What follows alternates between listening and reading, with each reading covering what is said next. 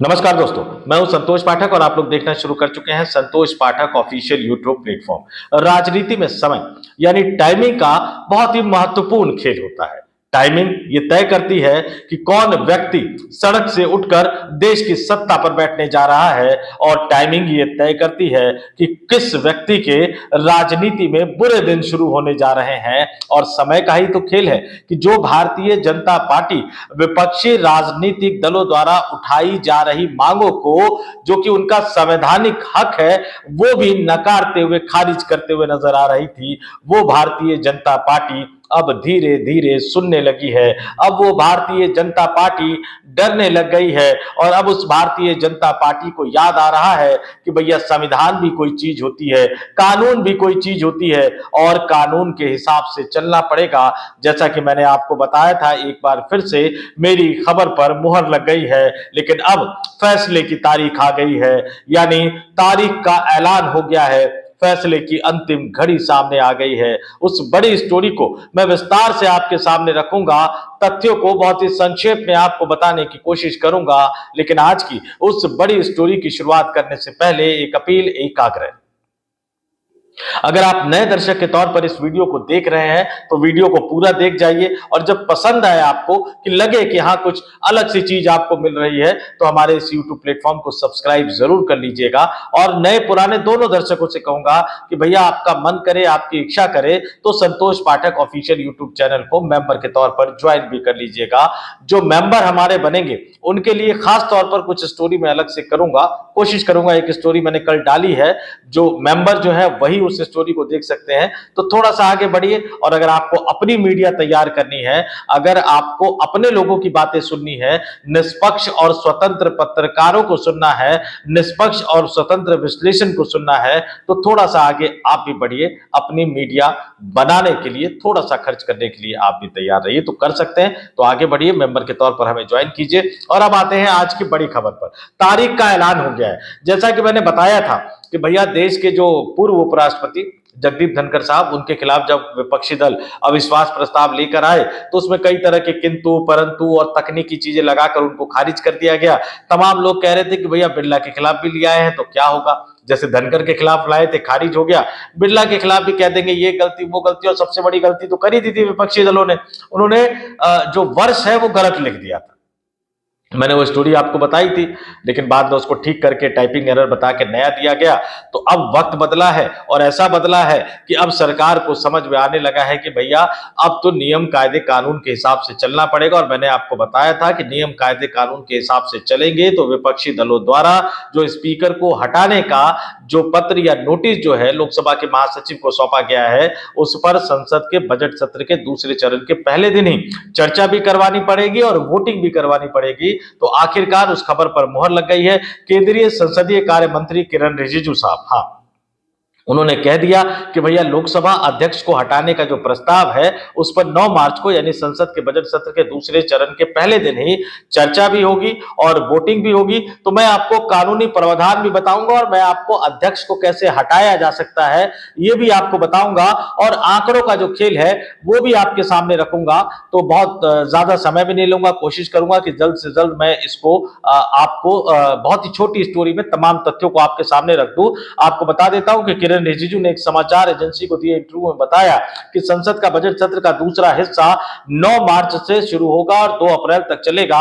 और 9 मार्च को ही लोकसभा में स्पीकर के खिलाफ लाए गए अविश्वास प्रस्ताव पर बहस होगी, क्योंकि नियमों के अनुसार अब इनको नियमों की भी याद आ रही है, नियमों का भी पालन इनको करना है, ऐसा इनको अब समझ में आने लगा है। तो नियमों के अनुसार अविश्वास प्रस्ताव पर सत्र के पहले दिन ही बहस होती है और बहस के बाद मतदान होगा। बाद में वो विपक्षी दलों को हड़काते हुए धमकाते हुए भी नजर आ रहे हैं कि भैया वो कह रहे हैं कि बजट सत्र बहुत दूसरा जो है, बजट सत्र का दूसरा चरण बहुत रोचक होगा, कई सारे बिल वो लेकर आएंगे, सरकार इन बिलों को पास करवाएगी। हालांकि वो चुनावी मौसम भी होगा, तो आप उसी दौर में जो चुनाव भी हो रहे होंगे पश्चिम बंगाल, तमिलनाडु, असम और केरल के साथ साथ जो केंद्र शासित प्रदेश पुडुचेरी, जी हाँ वही पुडुचेरी जहां कल अमित शाह गए थे और वहां से राहुल गांधी को वो ललकारते हुए नजर आ रहे थे, उन तमाम चुनावों का जिक्र भी उन्होंने किया। ये भी बताया कि हम कुछ महत्वपूर्ण विधेयक लाएंगे, लेकिन उसका खुलासा अभी नहीं करेंगे। ये जो सरप्राइज एलिमेंट होता है, इसी सरप्राइज एलिमेंट को लेकर तो जो ऑल पार्टी मीटिंग हुई थी उसमें भी विपक्षी दलों ने सवाल उठाया था कि भैया पहले बता तो दिया करो। ये संसदीय परंपरा होती है कि आमतौर पर सरकार जो है वो विपक्षी दलों को बता देती है कि कौन कौन सा बिल वो लेकर आएंगे। कभी कभी अगर अचानक कोई बिल लाना पड़े तो और बात है, लेकिन ये हर महत्वपूर्ण बिल को अचानक ही लाते हैं ताकि विपक्षी दल को उस पर अपने तर्कों को रखने के लिए, अपने तथ्यों को रखने के लिए बहुत ज्यादा समय ना मिले, तैयारी करने के लिए बहुत ज्यादा समय ना मिले। और वो यहां तक कह रहे हैं अब भैया कि अगर संसद सत्र के दूसरे चरण में अगर विपक्ष सदन में हंगामा करेगा, विपक्ष सदन को चलने नहीं देगा, तो हम गिलोटिन का इस्तेमाल करेंगे। वो धमकाते हुए एक तरह से नजर आ रहे हैं। लेकिन मैं आपको बता देता हूं, जैसा कि मैंने आपको बताया कि लोकसभा स्पीकर को कैसे हटाया जा सकता है, उसका नियम बता देता हूं, फिर आपको आंकड़ों की तरफ भी ले जाऊंगा, आंकड़ों के जरिए भी आपको बताऊंगा। लोकसभा अध्यक्ष को हटाने की प्रक्रिया भारत के संविधान के अनुच्छेद 94 में दे रखी है। 3 नियम है, अनुच्छेद 94 का ए, अनुच्छेद 94 का बी, अनुच्छेद 94 का सी। अनुच्छेद 94 के ए के तहत यदि वो लोकसभा के सदस्य नहीं रहते तो अपने आप ही वो स्पीकर नहीं रहते, यानी जब तक स्पीकर वो तभी तक बने रहेंगे जब तक वो लोकसभा के सदस्य होते हैं। ओम बिरला हम और आप सब जानते हैं कि राजस्थान के कोटा से वो लोकसभा के सांसद है। 94 बी क्या कहता है कि अगर वो अपना लिखित त्याग पत्र दे देते हैं तो फिर वो स्पीकर के पद से हट जाएंगे, यानी उनका इस्तीफा मान लिया जाएगा। लेकिन सबसे इंपॉर्टेंट, सबसे महत्वपूर्ण 94 सी है।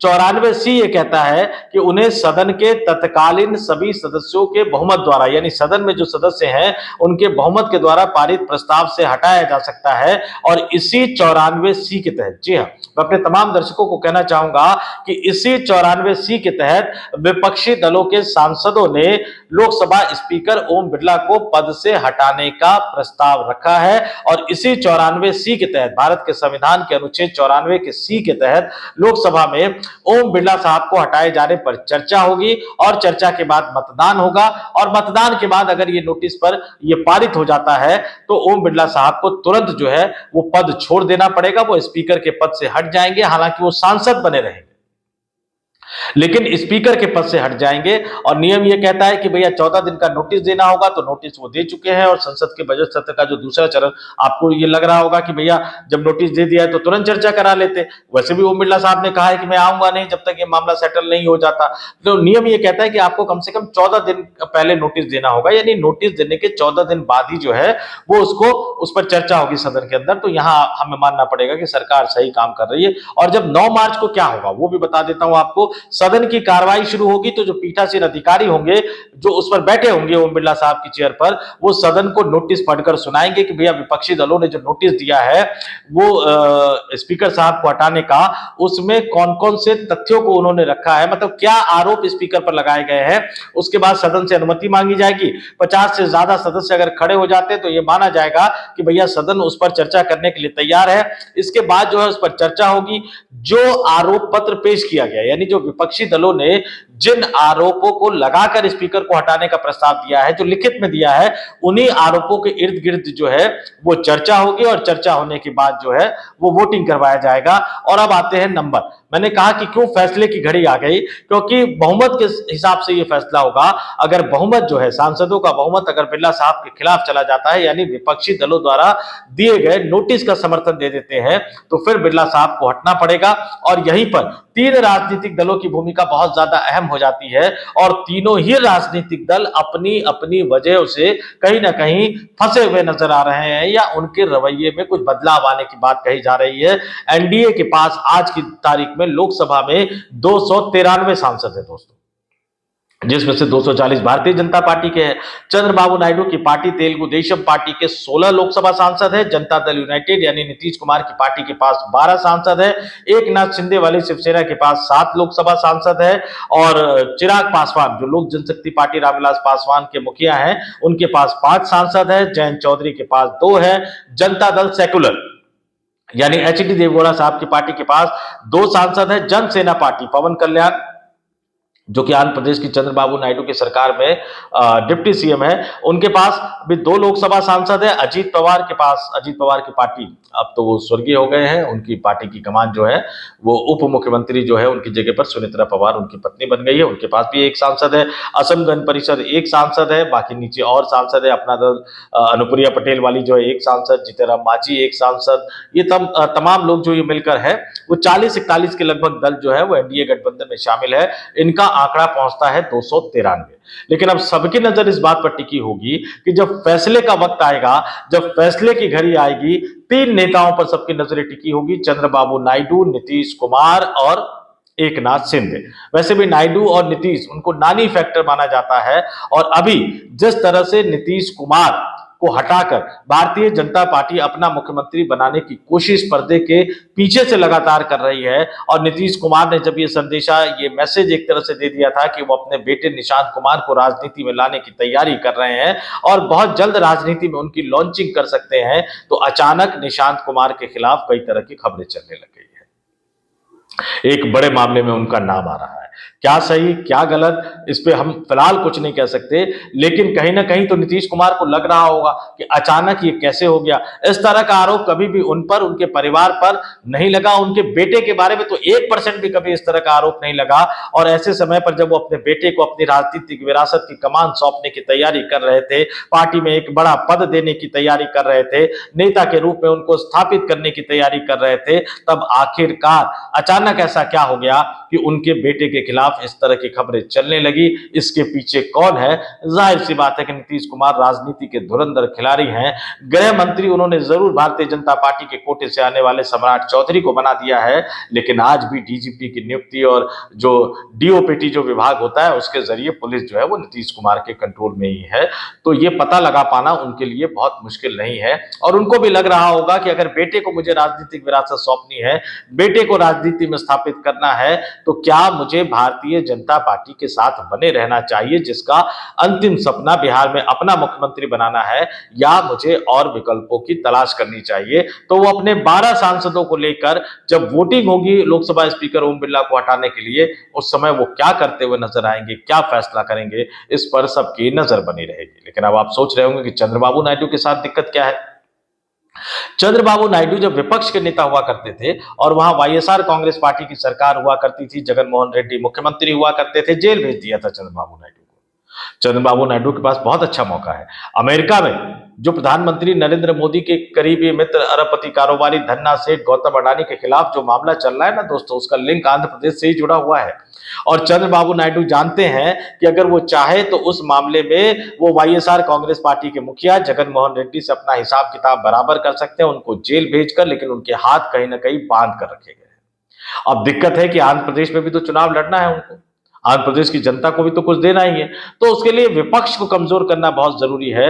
और उनको यह अच्छी तरह से मालूम है कि जब तक वो एनडीए गठबंधन के हिस्से के तौर पर बीजेपी के साथ नजर आएंगे, तब तक वो वाईएसआर पार्टी के मुखिया के खिलाफ कोई कार्रवाई नहीं कर पाएंगे, क्योंकि जैसे ही कार्रवाई करेंगे तो उसके तार प्रधानमंत्री मोदी के करीबी मित्र धन्ना सेठ गौतम अडानी तक जाकर जुड़ जाएंगे। तो क्या ये बेहतरीन मौका उनको नजर नहीं आ रहा है कि वो लोकसभा स्पीकर को हटाने के लिए वोट करें? और ध्यान से सुनिएगा मेरी बात को, एक बहुत ही महत्वपूर्ण बात मार्के की बताऊंगा, उसको भी ध्यान से सुनते हुए जाइएगा। और तीसरा, एकनाथ शिंदे। अजीत पवार की जिस तरह से दुखद मौत हुई, अजीत पवार के परिवार के लोग अब सवाल उठा रहे हैं।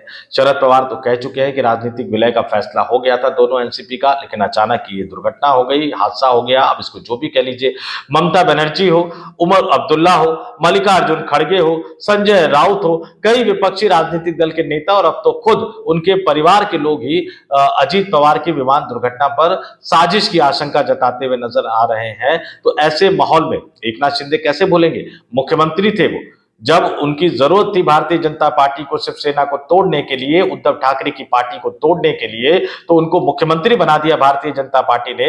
और जब उनकी जरूरत खत्म हो गई तो नाराज होकर वो अपने गांव तक चले गए, कोई मनाने नहीं आया। थक हार कर उनको खुद डिप्टी सीएम का पद यानी उप मुख्यमंत्री का पद स्वीकार करना पड़ा। अगर भविष्य में आने वाले दिनों में शरद पवार अपनी गुगली खेल जाते हैं और एनसीपी का विलय हो जाता है, ऐसी सूरत में उनके पास एक ऑप्शन होगा कि वो एकनाथ शिंदे को भी अपनी तरफ जोड़े मुख्यमंत्री पद का ऑफर देकर। तो ऐसी सूरत में एकनाथ शिंदे भी तो विकल्प की तलाश करते हुए नजर आएंगे। और जब 16 सांसदों के साथ तेलुगु देशम पार्टी अलग होने की सोचेगी, 12 सांसदों के साथ जनता दल यूनाइटेड यानी नीतीश कुमार की पार्टी अलग होने की सोचेगी और 7 सांसदों के साथ एकनाथ शिंदे की पार्टी अलग होने की सोचेगी, तो जिस एनडीए के पास लोकसभा में 293 सांसदों का बहुमत है, वो सिर्फ 258 पर रह जाएगा। यानी विपक्षी राजनीतिक दलों का पलड़ा भारी हो जाएगा और लोकसभा स्पीकर ओम बिरला के खिलाफ प्रस्ताव पास हो जाएगा और फिर उन्हें स्पीकर का पद छोड़ना पड़ेगा। लेकिन आप ये सवाल जरूर पूछ रहे होंगे कि भैया सरकार पर क्या होगा। देखिए, निश्चित तौर पर मैं ये कतई नहीं कह रहा कि चाहे वो चंद्रबाबू नायडू हो, चाहे वो नीतीश कुमार हो, चाहे वो एकनाथ शिंदे हो, सिर्फ एक ही एजेंडे पे यानी एनडीए का साथ छोड़ने के एजेंडे पर ही वो ओम बिरला के खिलाफ जो है वो वोटिंग में विपक्षी दलों के साथ खड़े होंगे। हकीकत में तीनों के पास एक मौका होगा, एक जबरदस्त मौका होगा, क्योंकि ओम बिरला की विदाई का मतलब सरकार गिरना नहीं होगा, लेकिन ओम बिरला की विदाई का मतलब जो है वो नरेंद्र मोदी का कमजोर होना होगा। और जिस तरह से योगी आदित्यनाथ लगातार बयानों के जरिए अपनी दावेदारी जताते हुए नजर आ रहे हैं, जिस तरह से राष्ट्रीय स्वयंसेवक संघ देवेंद्र फडणवीस को आगे करता हुआ नजर आ रहा है, उनको ये लगेगा कि अगर स्पीकर के चुनाव में बीजेपी हार जाती है तो निश्चित तौर पर इसका ठीकरा नरेंद्र मोदी और अमित शाह पर फोड़ा जाएगा और फिर भारतीय जनता पार्टी में नेतृत्व परिवर्तन होगा। और अगर देवेंद्र फडणवीस प्रधानमंत्री बनकर आते हैं तो वो सबको साथ लेकर चलने वाले व्यक्ति नेता माने जाते हैं। महाराष्ट्र की राजनीति में सब उनकी तारीफ करते हैं, प्रशंसा करते हैं। तो शायद इस तरह का दम घोटू माहौल नहीं होगा जहां उन्हें बीजेपी से डरकर उनको सपोर्ट करना पड़ता है। तो ये सिर्फ सरकार गिराने के लिए मकसद से ही ये बाहर नहीं होंगे, बल्कि ये नरेंद्र मोदी और अमित शाह की जोड़ी को गिराने के मकसद से हो सकता है कि ये ओम बिरला के खिलाफ जाकर वोटिंग करे। और अगर ये तीनों राजनीतिक दल एकजुट हो जाएंगे विपक्षी दलों के साथ मुद्दों के आधार पर ओम बिरला के खिलाफ वोटिंग करने के लिए, तो मोदी और शाह की जोड़ी, या मैं दूसरे शब्दों में कहूं तो गुजराती लॉबी फंसती हुई नजर आएगी। और हर व्यक्ति, चाहे वो आरएसएस प्रमुख मोहन भागवत हो, चाहे उत्तर प्रदेश के मुख्यमंत्री योगी आदित्यनाथ हो, या भारतीय जनता पार्टी में वरिष्ठ नेताओं का एक गुट हो, हर व्यक्ति इस बात का इंतजार कर रहा है कि नरेंद्र मोदी, अमित शाह यानी गुजराती लॉबी कब कमजोर हो ताकि वो उन पर हावी हो सके। टाइमिंग का खेल इसी को कहते हैं। अपने तमाम दर्शकों से मैं कहूंगा, कमेंट करके जरूर बताइए 9 मार्च को क्या होगा।